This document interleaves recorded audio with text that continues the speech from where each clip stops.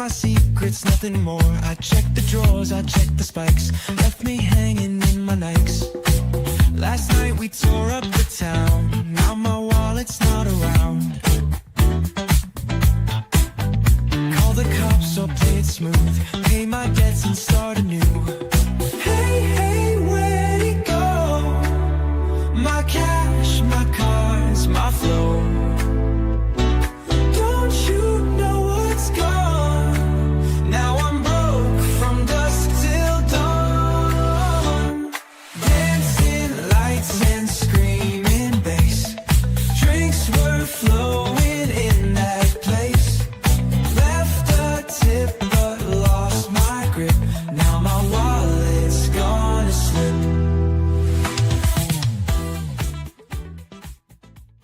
In a world where financial advice is as blurry as a wild night of cheap Jell-O shots, clear your head and your monetary halitosis with the About That Wallet Show, hosted by Anthony Weaver. Leave those Jell-O shots for the amateurs and learn to indulge in the top shelf bottles, baby. Now, here's your host, Anthony Weaver.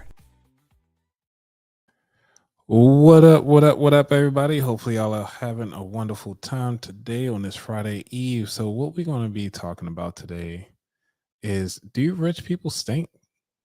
I don't know. Can y'all answer that? Do they stink?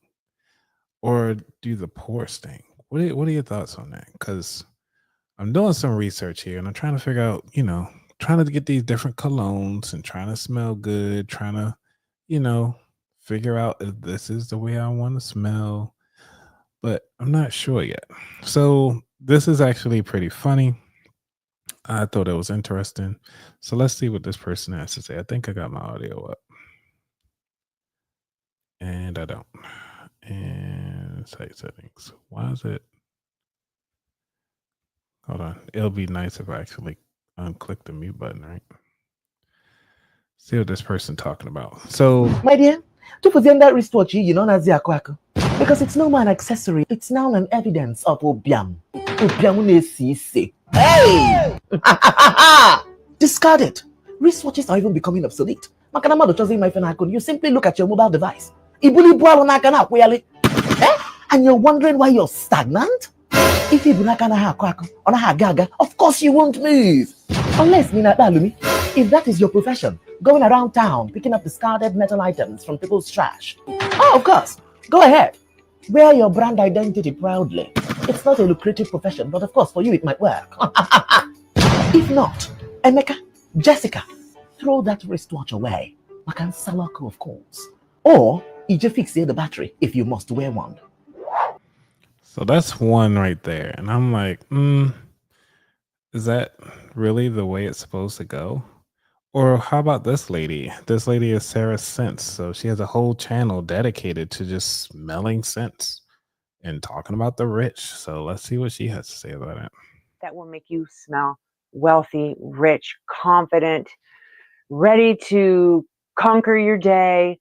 So without further ado, we're going to get right on into it. The very first fragrance that I want to talk about is the Pivoine Souverain Eau de Parfum by Houligans Paris. Love the bottle. It's classy, sophisticated looking. I love the gold label on the front with the name of the fragrance. Now, this fragrance definitely is going to make you feel classy, stylish, sophisticated. The opening really stands out to me. It's very bright, very clean, fresh smelling. You've got pink pepper. There's some elemi in the opening. Mixes with clementine. So it's very like a slight citrus, bright, happy. There's peony, rose. There's a little bit of jasmine. And then you've got sandalwood and a tea leaf. It just smells so nice, right? So what I want you to think about is, how in the world do you smell and be successful? What does smelling good really get you? Does it really enhance your lifestyle? Do you feel sexy when you smell good? I know for guys, we got put on our cologne. All right. So, coming up when I was growing up, I say what was that fragrance with the half body guy with the stripes on, looked like he always got like a polo shirt on, like he at the beach. I cannot think of that scent, but that scent was very popular back in like the early 90s. And it's like, why is that such a great thing? Like, um, and it gets you to think of like when you getting older, what does getting older feel like? Because I recently had a birthday, and one of the things I thought to myself was like, you know what? It's time for me to start getting into scents.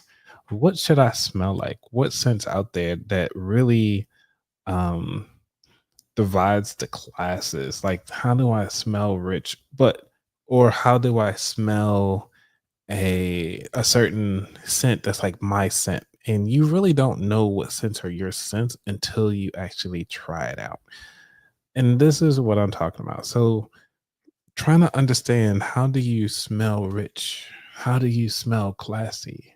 What does classy smell like to you? Does it have like a wood flavor? Does it have that that the Oussefois? I can't speak French, so if any French people out there, just correct me. Or is that c'est l'ouvert? I don't know, whatever. You know, whatever that scent is that gives you that when you get out the day, like you feel good. And I'm not sure about you, but just washing your body first off is the number one thing to make sure you smell good. Um, and the reason being is that you want to continue to smell good is because, you know, who wants to be around a funky person? And I'm not sure about you, but if you ever been around somebody who drinks a lot, constantly smoke a lot, you can tell they just smoked recently. It giving you low status. Because even if somebody were to smoke weed here and there, it's not in their fingers. You don't smell it on them all the time. And it's not in their car. Like, they really take smelling important. And so when you coming out here trying to figure out, okay, I need something that will set me apart from the rest. The number one thing you got to do, you got to wash up. What I mean, you need to take a moment to wash up, wash your legs, wash in between them toes, wash the private area. If you got a little muffin top, get up under them rolls. If your titties are a little heavy, you got to get up under there like a full scrub. And you're like, Anthony, what is this talking about that wallet? Why are you talking about this? The reason why I'm talking about this is because I want you to be successful when you land in that next job. I want you to be successful when you go in to make that biggest investment in your life, which is dealing with a spouse. If you're looking to date, that is the number one thing, because after dating, you're courting, and then ultimately you getting married. So now, unless y'all both like being funky, y'all go to the gym together, and that's how y'all met. Y'all met funky, and she's okay with it. It's one, you got a place and time for everything, but you don't need to stay funky the whole time. So, all right. So, where am I going with this? Now that we understand that we need to at least wash our bodies, how do we start applying this? And you want to make sure that after you cleanse your body, you want to try different scents. You can either one or two things. You can talk to, for the guys out there, talk to the lady that you are courting right now. Like, hey, do you like this scent? Come on over, try this scent, or try different things. You can try those sample scents if you go to your local store and physically go in and check out the scents that way. That's one way of doing it before you do a big purchase. These scents are not cheap, they are very expensive. And no, they're not expensive. I will say this. When it comes to things being expensive, it means that you don't see the value in it. Because somebody will clearly pay $300 for a scent if it attracts the women that they enjoy or attracts the men that they enjoy. You feel good when you put this scent on. It makes you feel good. You put your chest out, your head is high because you smell good and you know you looking good too, right? Going out there in the night and got your nice dress on, you got your nice slacks on, you got your nice button down, you know what I'm saying? Got your little chest meat hanging out for ladies. You got the little crease coming through and you got your necklace on, just feeling good, just classy, stylish. But you also want to smell good. You don't want to smell musty. You ever walk past somebody, you're like, ugh, what is that? And it lingers. Ugh. It's just kind of like change things for you. But this actually help you figure out what it is. So let's bring it back to a little bit of history here.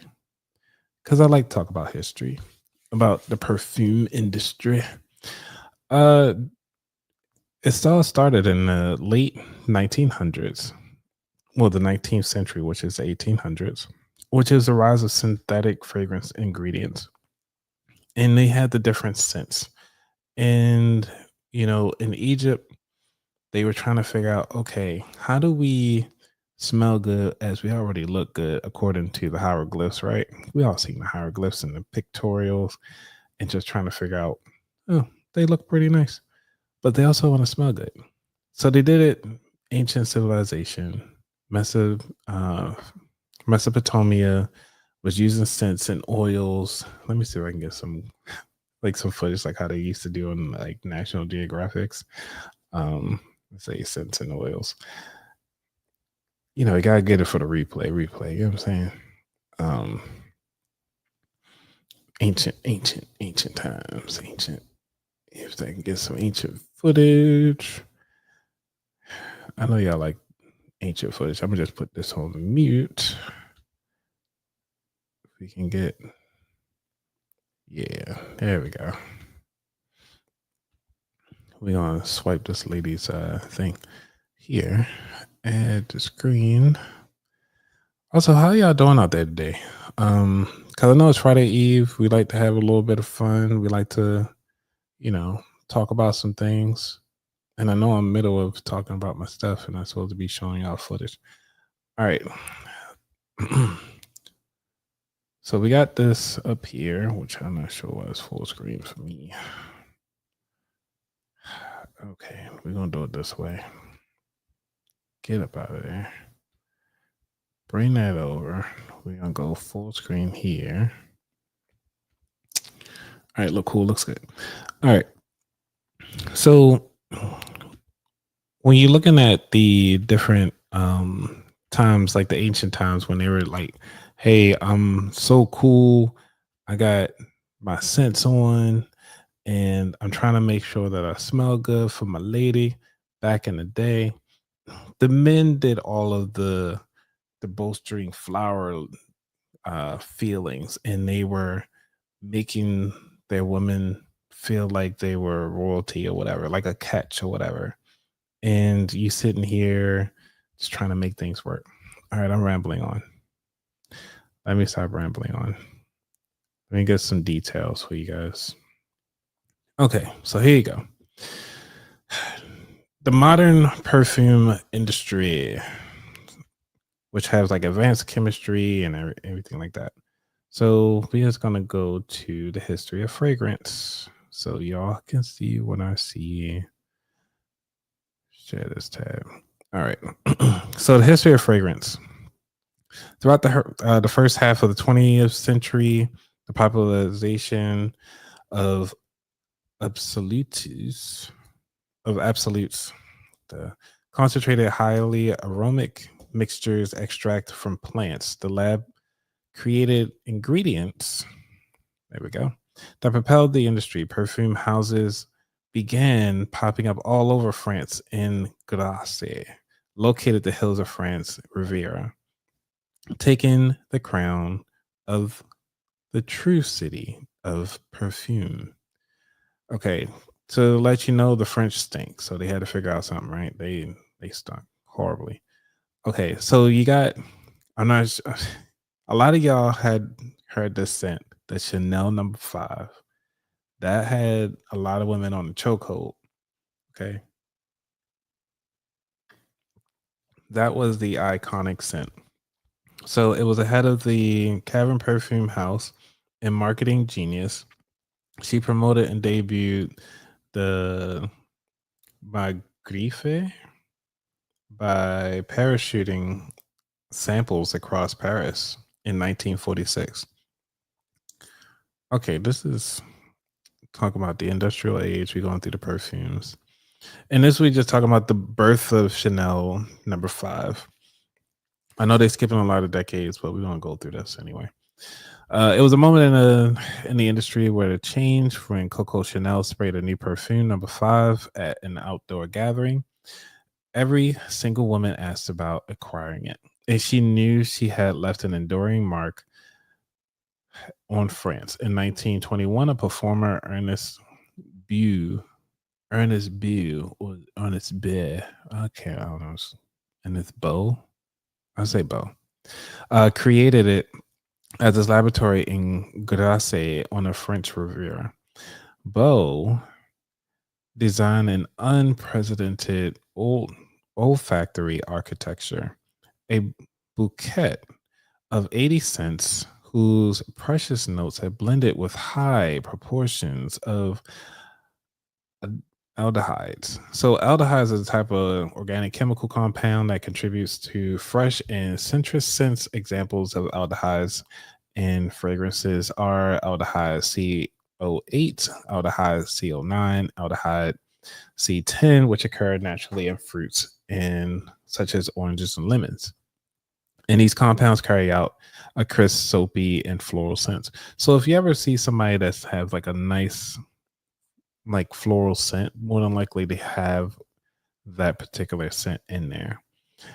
Now, this article doesn't go too detailed talking about this piece here when it comes to dealing with fragrances, but they just did a very high level.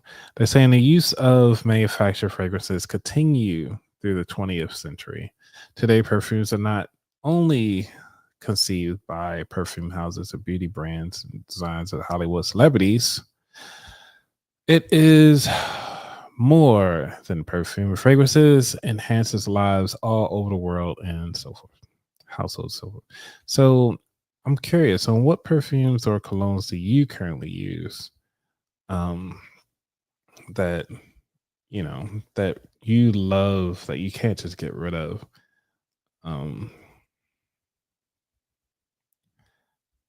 In your household, because I'm curious on what that is. Now, there's a different way to kind of have an understanding of where you stand financially, and it's interesting to see how when you go to Google, poor people smelling versus rich people smelling, you have more feedback with poor people smell differently than you do anything else.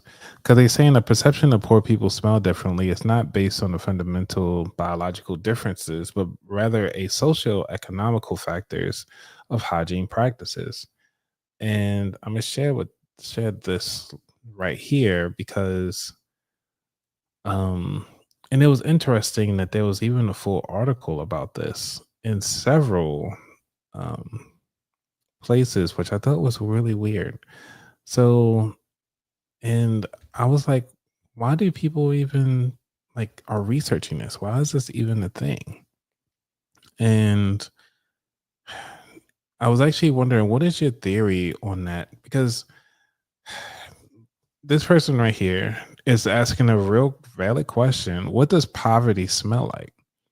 And he said, through my job, I often have cause to interact with people who are in extreme poverty, both culturally and financially.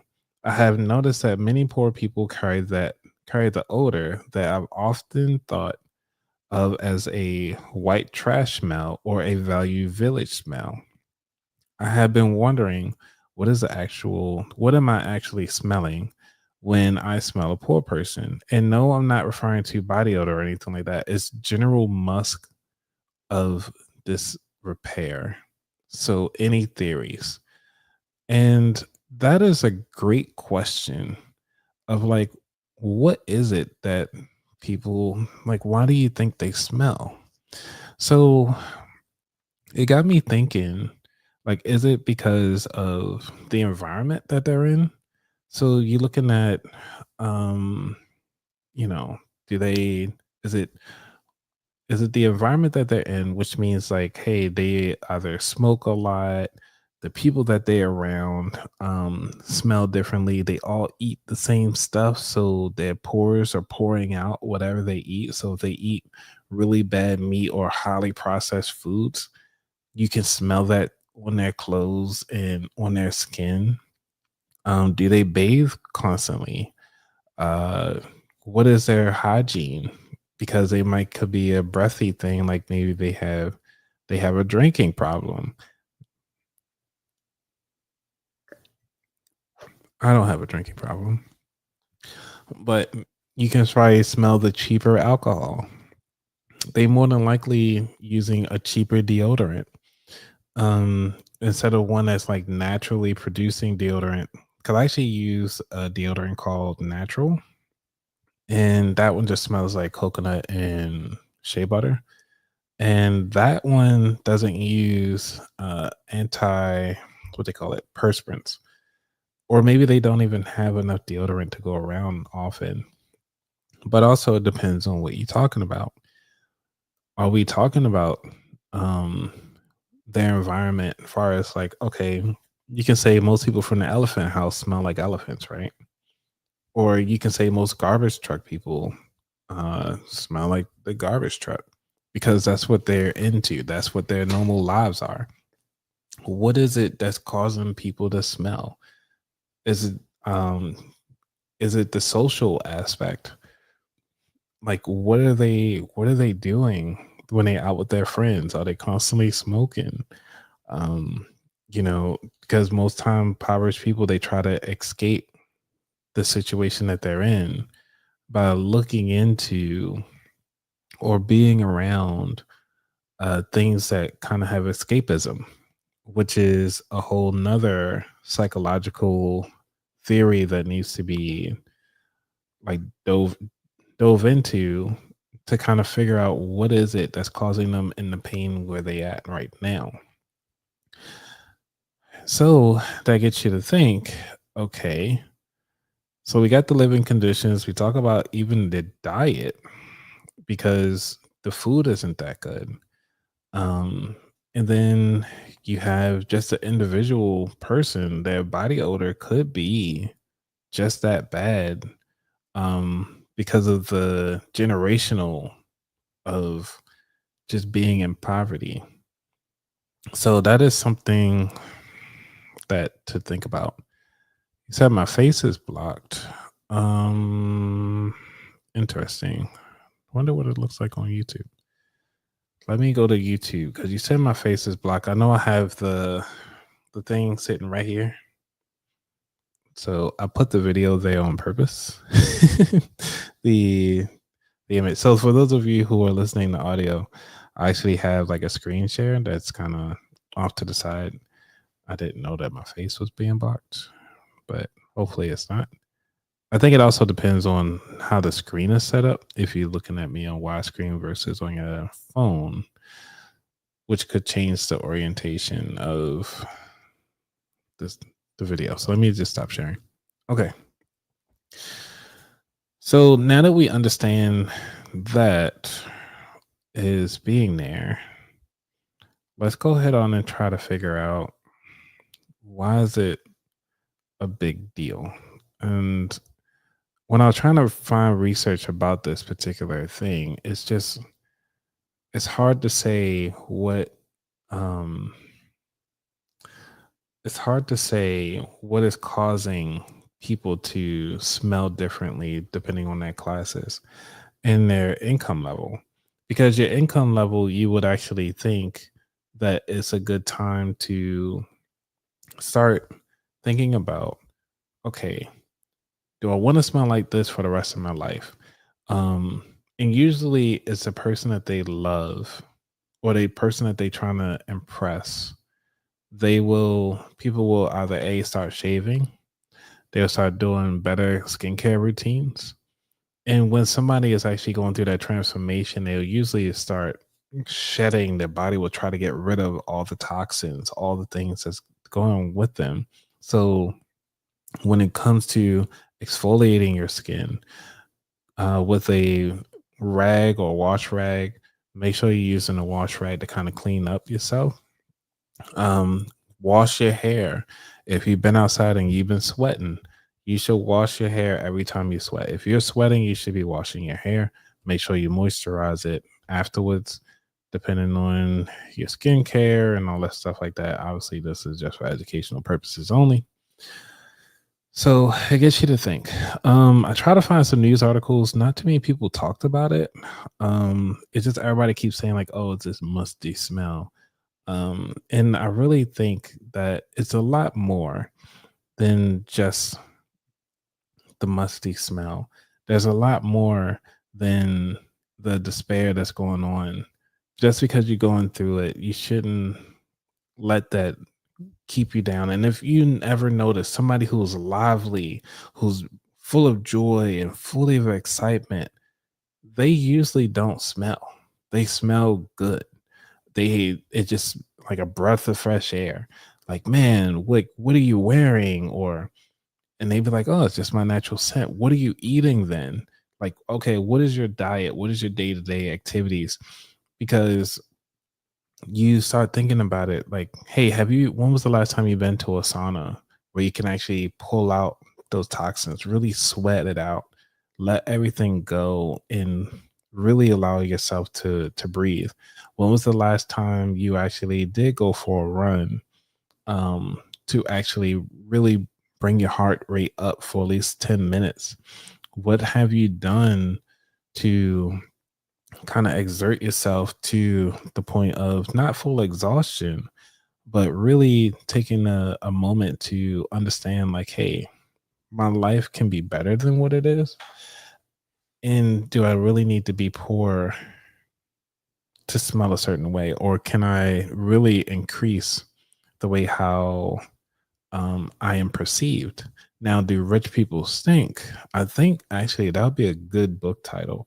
I might actually do that because, and stink could be metaphorically taken. I'm actually talking about actual smells. And that is interesting to kind of think about. So I'm gonna pull up this little article from Angela Bass. Angela Bassett ain't talking about nothing over here. And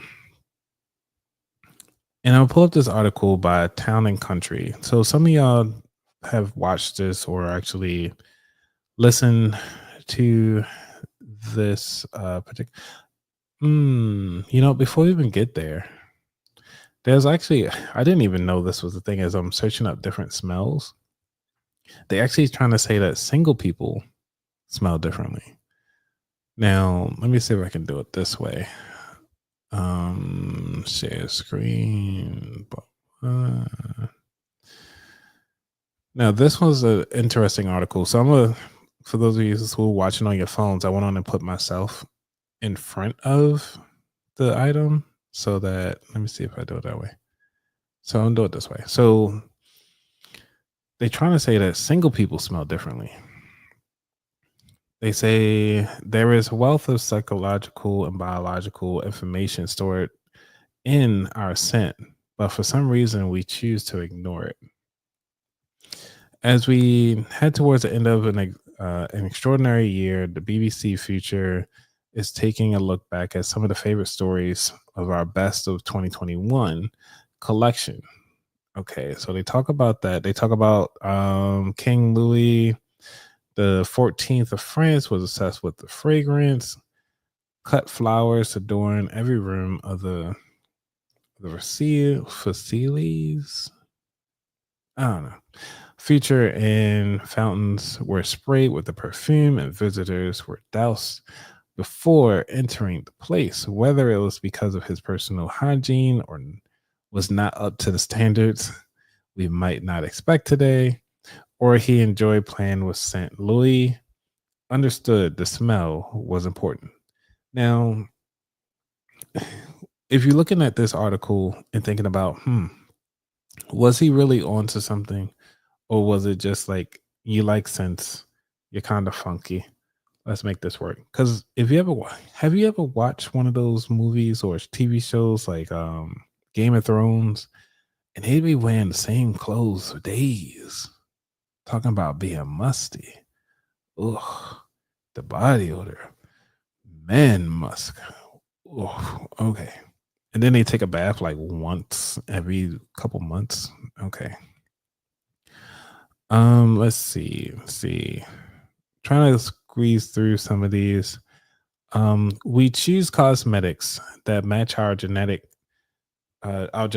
determined odor preferences. So this is going back to figuring out what is the right scent for you, because sometimes your body odor does not mesh well with the actual scent that you're getting. So when you go to look for a scent, this is the way you want to think about it.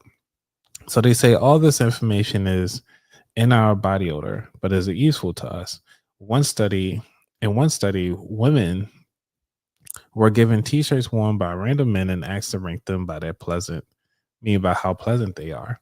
Their order of preference followed the same pattern as something called the human leukocyte antigen, or the HLA dissimilatory.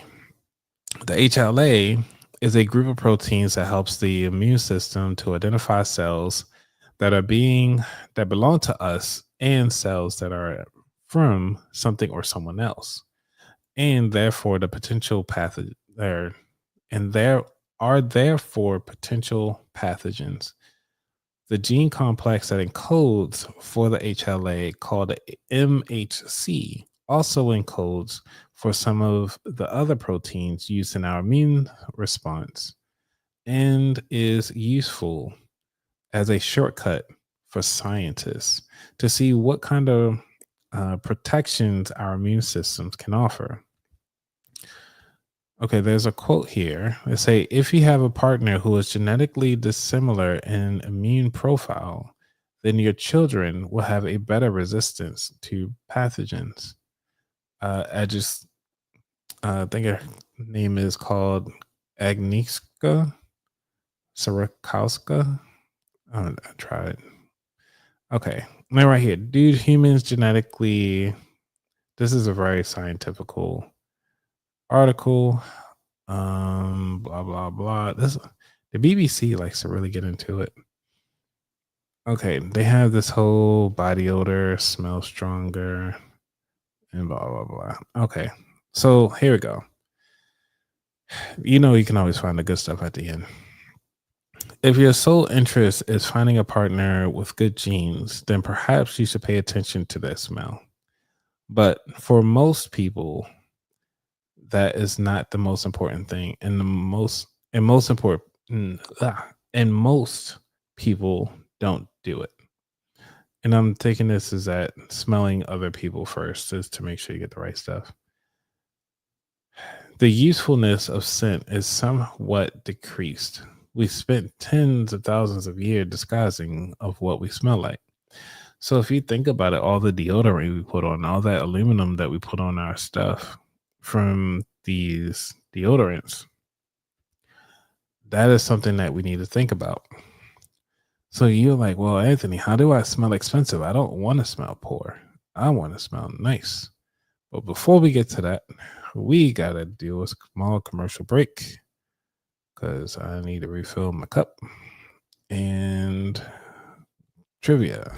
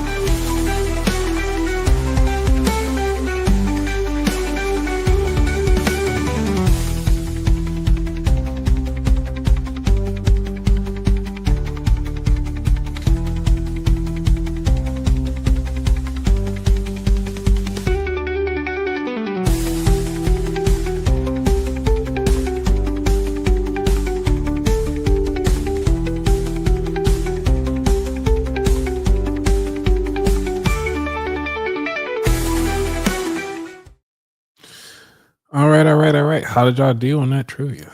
Um, per usual, I'm gonna put up a new trivia for this month, starting next week.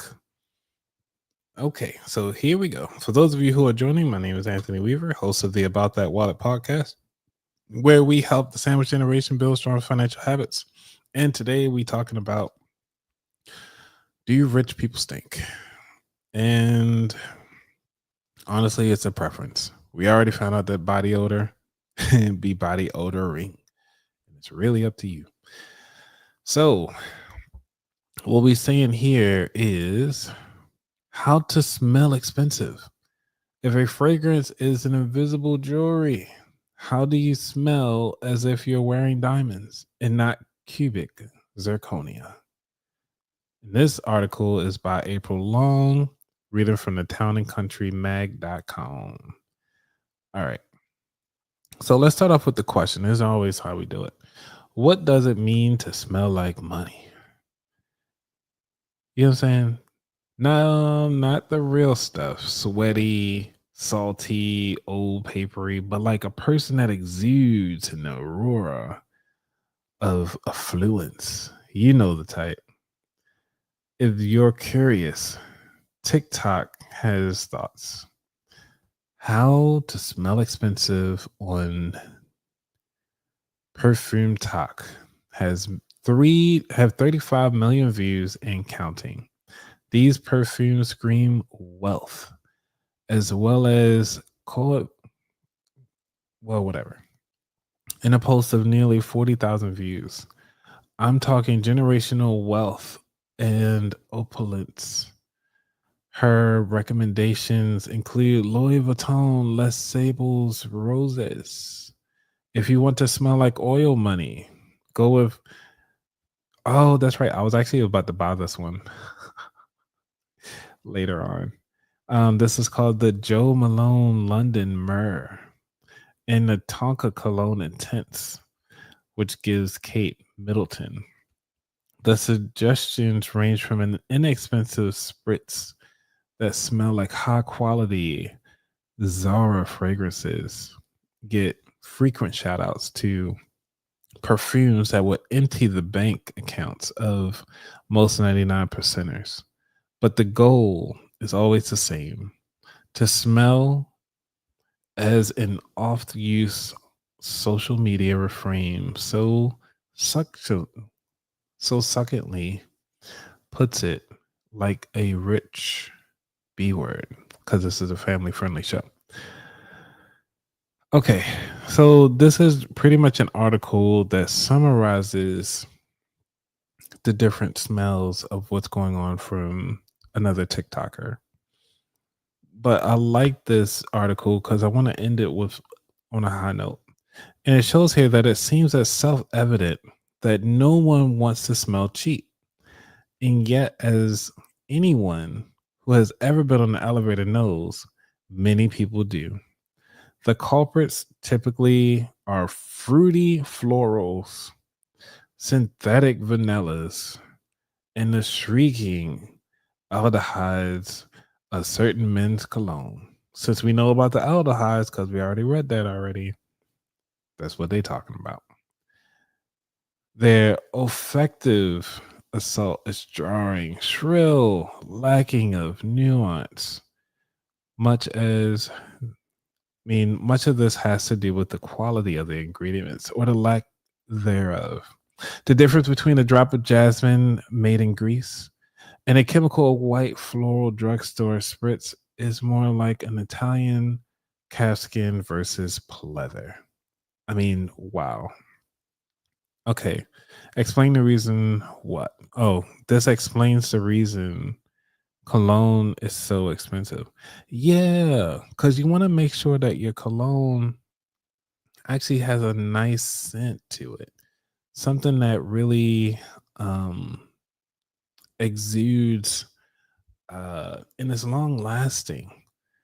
Because one of the things that when you go shopping, I didn't talk about this, but maybe I should.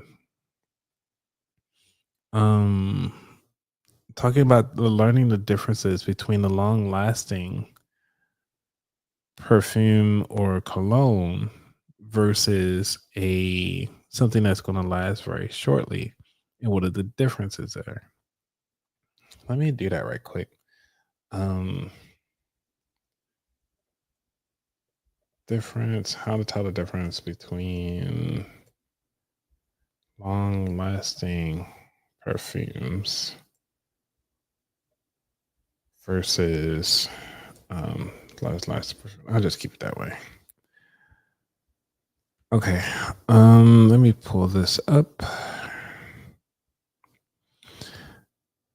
Okay, so I'm showing this right quick because this is one of the things that helped me out the most. When you go on shopping for cologne, and this is what also determines the price of the cologne or the perfume.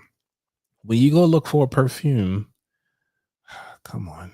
When you go look for a perfume, they're gonna have these words down bottom. They're gonna have the EAU or the U, I think it's called U. Friche, Fraiche. Look, I'm not France or French. Don't know the language, but I'm trying here. Okay. So then you got the Eau de Cologne, which lasts 2 hours. The Eau de Toilette, which is 3 to 4 hours. Then you have the Eau de Parfum, which is 4 to 5 hours. And then you have the Pure Perfume, which is 24 hours. So you want to keep this in mind when you go to buy your cologne or your perfumes. This helps you out with how long it's going to last. So if you know you're going to work, you spray this on. If it takes you an hour to get to work, you're already cutting into your smell time. You know what I'm saying? So if you still want to smell good, you can either go back to your car, put another spritz during lunchtime, come back, hey, you smelling fresh again. Will this actually eat up your money from that? Possibly. Most of the time, if you're looking for something a little long lasting, you want to go with the Eau de Parfum, which is 4 to 5 hours, because that one right there would actually help it last a lot longer. So you can actually get the full, like, quote unquote 8-hour day. You might be able to squeeze in an extra hour. All depends on how that works. So now that we understand the levels, let's go back to this article. And the first thing that they show here is the Dior Rogue Trafalgar Esprit de Parfum. So since they're saying a full parfum, if we go back to this article here, and this is a parfum, which means it's going to last 4 to 5 hours. You see that? So let's go back to the article. They said it's a parfum. So it's going to be a long lasting. So if you already see the price for this one, this is a Dior perfume. It's $470. How many ounces? I don't know. We keep moving. But then as we come down to these different ones down here, smell like $1 million. They talking about the Hermes, which is sold at Nordstrom. The Hermes Barinia, starting at $147. This article is old, so the prices could have definitely changed. So they got the noteworthy 42, which is called the Terrace. And I noticed that they don't even put them on there, so they might not last as long. So sometimes they usually drop it, especially if it's a cheaper one. And this one has the La Panthère. I'm not even sure what that is. So some of these don't even have it on here, but you can still try to mix and mingle these different scents. So this one right here is a full perfume, which is the Frederic Malle Hope et de Perfume, which is $1,100 for a scent. I mean, talk about the rich being rich, right? You got an extra $1,200 laying around just for some some colognes, or even this is at Nordstrom. Some of y'all like to go to Nordstrom. I can't even pronounce this. This is the Brovlogoli. Gimme Sahari or Sahare. Gimme Sahari. I don't know. This is the reason why, from About That Wallet, folks, like the most I've ever spent on cologne, I think was maybe 150, 200. But that's it. Am I wearing it all the time? No. But I do like to smell good on the weekend when I go take myself out to go get something to eat. You know what I'm saying? So these are the things I want you to just think about is now that you understand what type to look at, what to look for, you already know what to look for, at least far as long lasting versus not long lasting, is to really check out your scents, understand your body odor, understand that some of these cheap colognes are cheap for a reason. When you go in certain neighborhoods, you're only going to get certain scents. When you go, you see that they mostly talked about you can get them at Nordstrom, or you can go directly to the manufacturer and get your scents. It's okay to try it out. Sometimes they have sample scents. Get the sample scents. See if you like it before you drop them dollars. Usually, if you go inside the store and tell them you just want a couple samples, they'll give them to you. Even ask them if they got like a whole catalog of them. You can do that. So I just wanted to leave that all with you today. When it comes to smelling good or not smelling good, because it will change your life by smelling good. If you don't smell good, it will change your life. You can notice that you're poor based on the way how you stink. If you're sitting around playing video games, sitting around drooling over your screen, doom scrolling, or even watching TV, you're musty. Take a bath. Think about it. In fact, you might even need to take a bath and a shower. Take a bath, soak it up, scrub it down, take a wash rag, stop using a loofah, really get up in there and exfoliate that skin. Get rid of those dead cells, start new, be a new person, be a new you by changing your habits and really diving into your hygiene. Hygiene is very important when it comes to your income. You can actually get paid less because you stink. You will get kicked off teams because you stink. Because you smell poor, you can actually lose your job.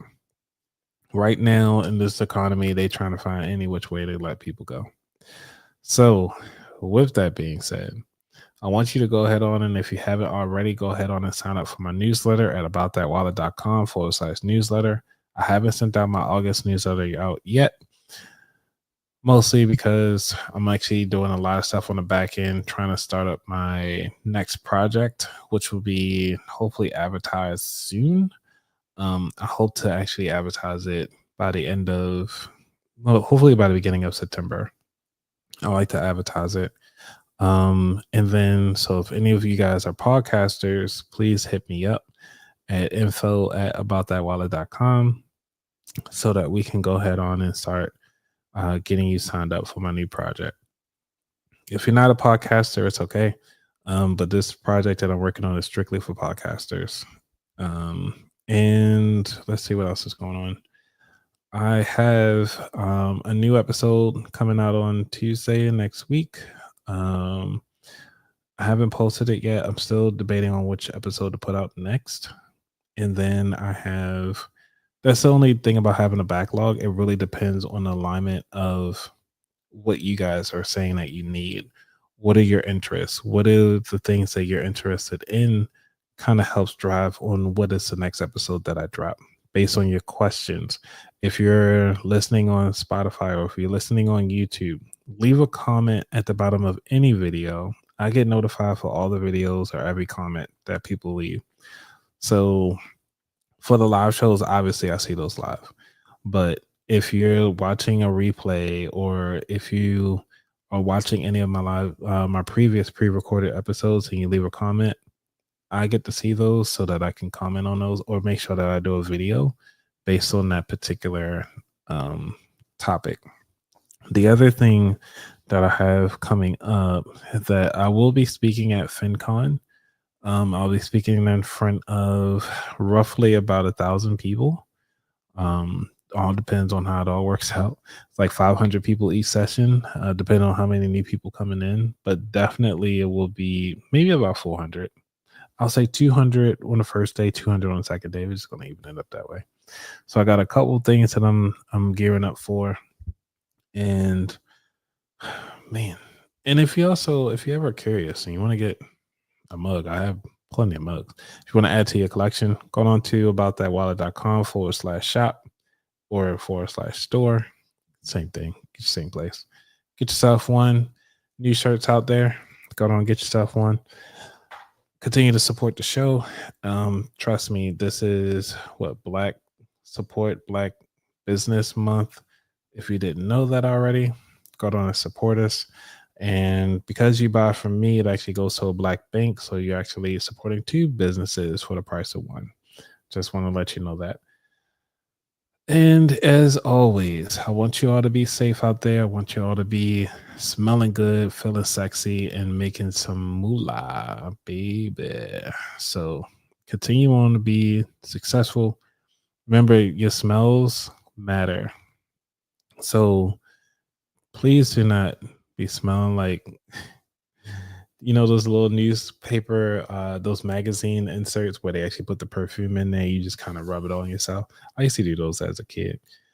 It's okay not to do that anymore. You're an adult. You have more money.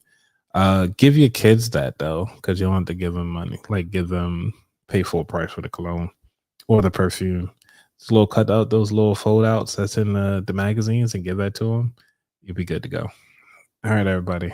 Y'all be safe. We out. Peace.